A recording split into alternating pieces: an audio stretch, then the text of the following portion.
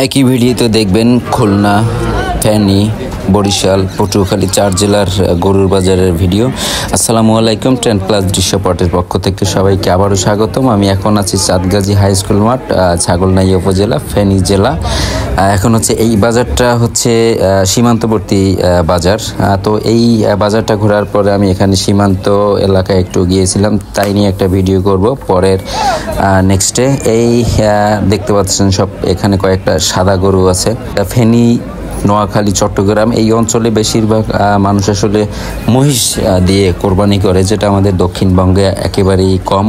হ্যাঁ, মহিষ খায় কিন্তু কোরবানি খুবই কম করে।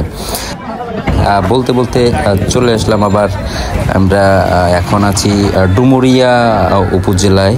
এটা হচ্ছে খুলনা জেলার ভিতরে এই বাজারটা। এখানে একটা দেখতে পেলাম যে একজন নারী, একজন মহিলা, উনিও গরু বিক্রি করতে আসছে। সামনে হয়তো ভিডিওতে দেখতে পারবেন।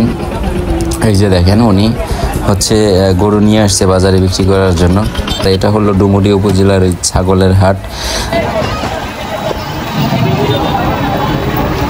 3 নম্বরে চলে আসলাম রূপাতলী গরু ছাগলের হাট।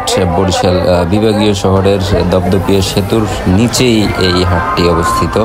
প্রত্যেক বছরই এখানে গরু ছাগলের হাট মিলে। স্বাভাবিকভাবে এটা আসলে ওই রকমের হাট না, কোনো সাপ্তাহিক বাজার হয় না, শুধুমাত্র ঈদের সময় এখানে গরুর হাট বসে।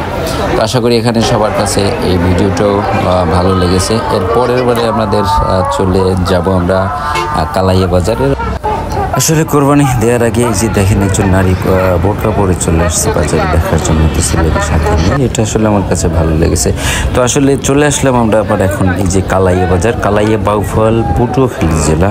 এটা হচ্ছে আমার মাতৃভূমি। এখানে আমি বাউফলে জন্মগ্রহণ করি। ওখান থেকে আমি এখন পর্যন্ত বাউফলের ভিডিও অনেকটা কম আছে আমার চ্যানেলে। আমার বিভিন্ন জায়গার ভিডিও হয়তো বেশি। তো আসলে এই বাজারটা হচ্ছে অনেক শত শত বছর পুরনো আগের বন্দর বাজার নামে পরিচিতি লাভ করে এই বাজারটা। এই বাজারটা কিন্তু প্রতি সোমবারেই গরু, ছাগল, মহিষ, হ্যাঁ, অনেক দূর দূরান্ত থেকে কিন্তু এই বাজারে নিয়ে আসে সবাই।